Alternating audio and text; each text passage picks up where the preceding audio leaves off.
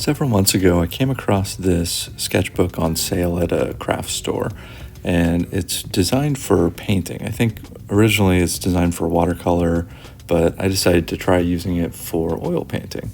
Now, I've never used a sketchbook for painting, but I was inspired by some other artists. I think Andrew Cadmium had a big sketchbook project that he was painting in that was really cool, and I really enjoyed his videos on that, so I thought I might want to try it. So I don't have the same knowledge base he does. Like, he's clearly an expert at painting, oil painting.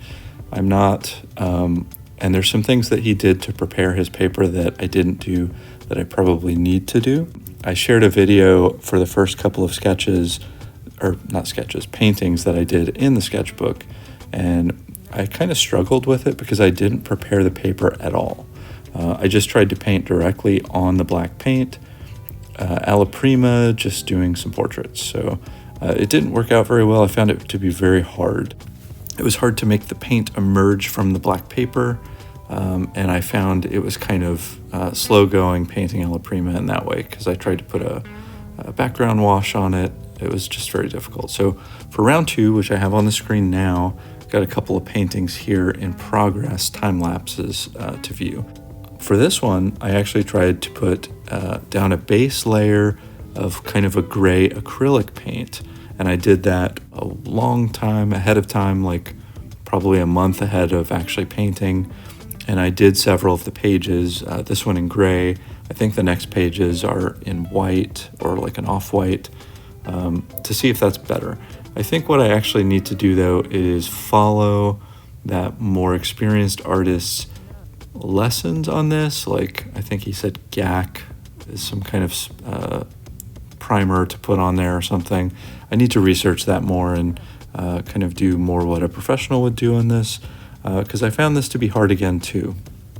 And you can see with the paintings I have on screen, although it wasn't as difficult, like physically, it wasn't as resistive, so the painting process was a little smoother, but I still had difficulty getting the subjects to pop off of the dark background. And even though I had the acrylic base, the gray acrylic base, it was still kind of hard. I think they're a little brighter in this video because I had like really bright lights on the paintings themselves.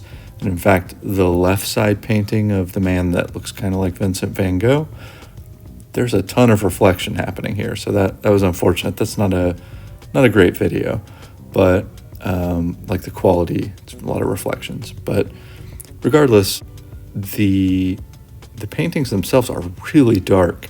Again, there's a bright light shining directly on the painting surface, multiple bright lights, in fact. It kind of makes it seem a little brighter. In person, looking at it now that it's dried a little bit more, these paintings are super dark. So I think next time I'm going to try the white background and see the acrylic kind of base layer white, see if that is a little easier, if I can get it to pop a little more. I am used to painting on white surfaces, so maybe that'll be a little better. The paintings themselves are not bad. The results look fine. They're just really, really dark. So continuing learning process here. This was round 2.